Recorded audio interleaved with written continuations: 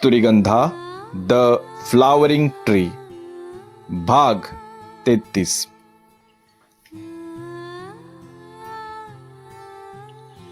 कस्तुरीचे झाडात रूपांतरण झालेले पाहून कांचनाचा आनंद गगनात मावेनासा झाला.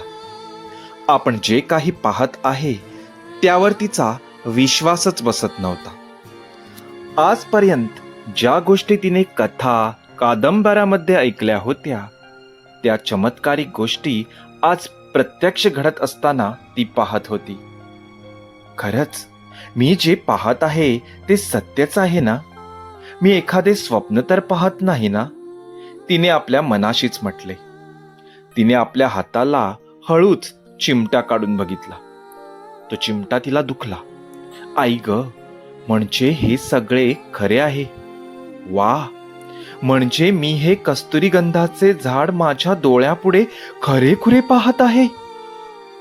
मी आज खूप खुश आहे. ती झाडापाशी गेली आणि तिने झाडाच्या खोडावरून हात फिरवला. तिने वर पाहिले. संपूर्ण झाड शुभ्र फुलांनी भरलेले होते. जमिनीवर कस्तुरीगंधाच्या फुलांचा सडा पडला होता.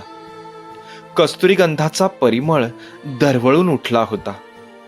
कांचनाने जमिनीवर पडलेली फुले आपल्या हाताच्या ओंजळीत घेतली आणि त्यांचा मन भरून वास घेतला. किती सुंदर वास! आज पहिल्यांदाच या फुलांच्या वासात आपलेपणा जाणवत आहे. असे वाटत आहे की हे झाड आपलेच आहे. ती उठून उभी राहिली आणि तिने आपल्या मैत्रिणींना हाका मारायला सुरुवात केली. ए मीना, ए शांता, पवित्रा, आनंदी, कांती, सुमित्रा, सगळ्या जणी इकडे या. त्याबरोबर आजूबाजूला लपलेल्या तिच्या मैत्रिणी एक एक करून तिथे आल्या. त्या सर्व जणींनी लपून कस्तुरीला झाड होताना बघितले होते. त्या सर्वांनी आश्चर्याने झाडाकडे बघितले. त्यांच्या चेहऱ्यावर एक अनामिक खुशी झळकत होती. कांचना, हे काय आहे ग? मला तर माझ्या डोळ्यावर विश्वासच बसत नाही. मीना झाडाकडे बघत म्हणाली. काय आश्चर्य आहे! माणूस कधी झाड बनू शकतो का? पवित्राने आश्चर्यकारक स्वरात म्हटले. अगं, काय विचारतेस? तुझ्या डोळ्यापुढे तिची वहिनी झाड बनली आहे. चमत्कारिक असले तरी सत्य आहे हे, आनंदी म्हणाली. हो, तुम्हाला सांगत नव्हते का मी की माझी वहिनी कस्तुरीगंधाच्या फुलांचे झाड बनू शकते? पण तुम्ही मला वेड्यात काढत होता. आता विश्वास बसला ना? कांचनाने म्हटले. हो ग बाई, हो, पुरेपूर विश्वास बसला. सगळे आम्ही आमच्या डोळ्यांनी बघितले आहे. आता अविश्वास दाखवायचा तरी कसा? कांती म्हणाली. ए कांचना, खरंच झाड खूप सुंदर आहे. फुले तरी बघ, कसा सुंदर सडा पडला आहे. हे सगळे बघणे तुझ्यामुळे शक्य झाले. शांता झाडाकडे बघत म्हणाली. नाहीतर काय, तू इथे आम्हाला लपून बसायला सांगून तुझ्या वहिनीला झाड बनायला भाग पाडले नसते तर हे सगळे बघणे आमच्या नशिबी आलेच नसते. मीनाने दुजोरा दिला. ए कांचना, मी जरा झाडावरच्या फुलांना हात लावून बघू का? मीनाने विनंती केली. नाही नाही, हे झाड खूपच नाजूक आहे. त्याला कुठलीही इजा होता कामा नये. कांचनाने स्पष्ट नकार दिला. हे काय ग कांचना, आम्ही अलगद हात लावतो ना. आम्ही झाडावरची फुले थोडीच तोडणार आहोत. पवित्राने म्हटले. कांचना, एकदाच हात लावायला दे ना ग. नाही म्हणू नकोस. मीनाने हट्ट धरला. मी एकदा नाही म्हटले ना, पुन्हा पुन्हा विचारू नका. कांचनाने पुन्हा नकार दिला. ए कांचना, कशाला भाव खातेस ग? आनंदी तोंड वेडेवाकडे करत म्हणाली. हो ग बाई, किती म्हणून भाव खाते बघ, झाडच तर आहे. पवित्रा म्हणाली. मोठ्या बापाची मुलगी ना, भाव तर खाणारच. मीना म्हणाली. बर, पण अलगद हात लावा हं. चुकून सुद्धा एखादी फांदी किंवा पान तोडू नका. कांचनाने सूचना दिली. बर, तू काहीच काळजी करू नकोस, असे म्हणत मीनाने झाडाच्या खोडाला हात लावला आणि दुसऱ्या बाजूने पवित्रा आली. तिने झाडाच्या फांदीवर असलेल्या फुलावर आपला हात अलगद फिरवला. ए कांचना, मी झाड हलवून फुलांचा सडा अंगावर घेऊ का ग? कांतीने विचारले.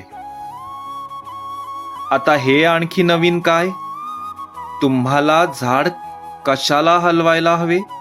खाली बघ, किती फुलांचा सडा पडला आहे. तीच फुले वेचा ना. कांचनाने उत्तर दिले. अगं, पण फुले भिरभिर करून पडताना अंगावर घ्यायला खूप मज्जा येते.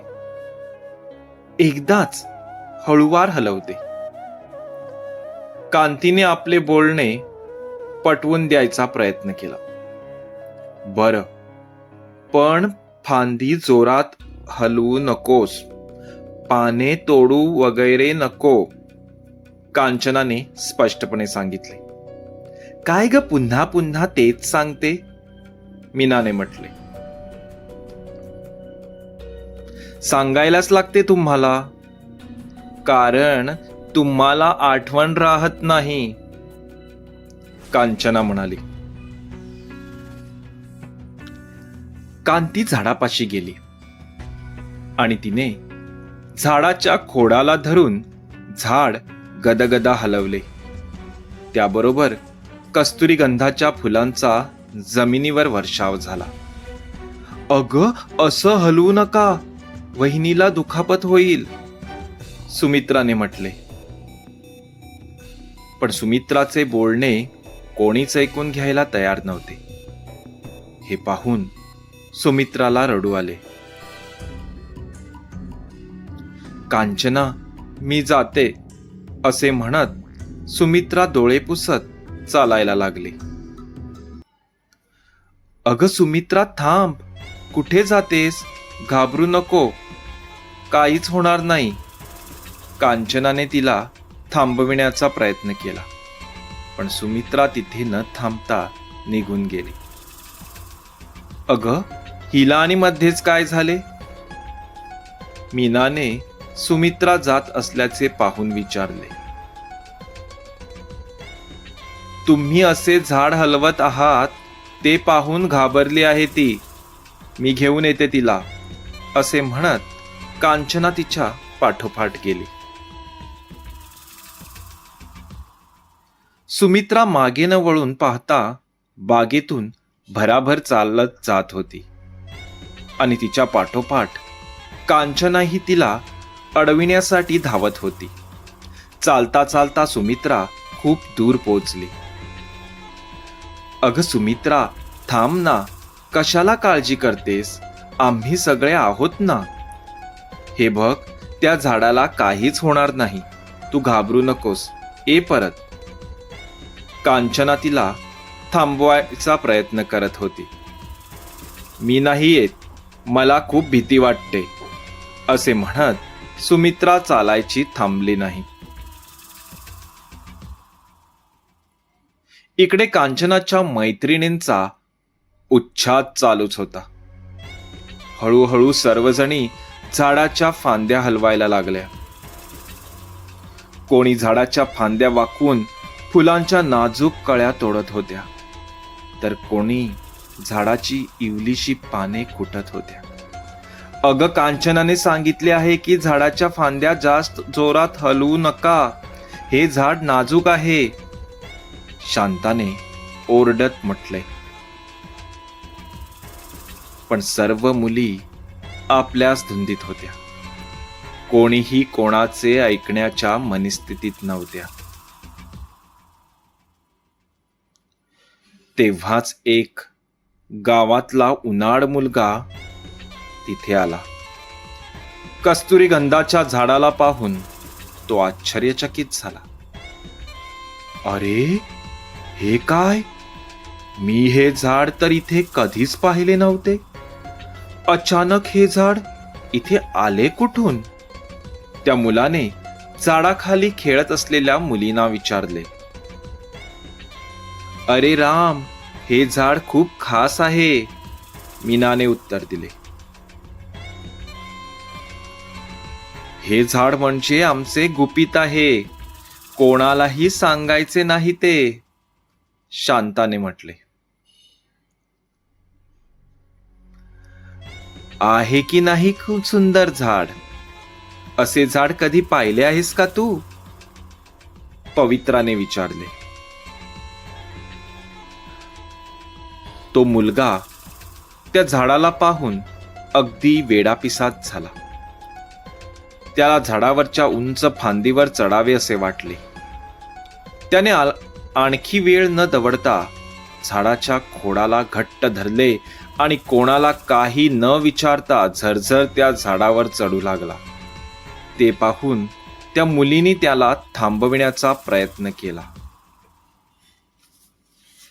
अरे राम, झाडावर चढू नकोस, हे झाड खूपच नाजूक आहे, कांचना आली तर आमच्यावर ओरडेल, कांतीने भीतीदायक आवाजात म्हटले. अगं, घाबरू नकोस, याच्याहून मोठ्या मोठ्या झाडावर मी चढून झालो आहे, त्याने न थांबता उत्तर दिले. तर तुम्ही ऐकत होता कस्तुरीगंधा द फ्लावरिंग ट्री या कथेचा 33वा भाग. हा भाग तुम्हाला कसा वाटला हे कॉमेंट बॉक्समध्ये जरूर कळवा. परत भेटूया पुढच्या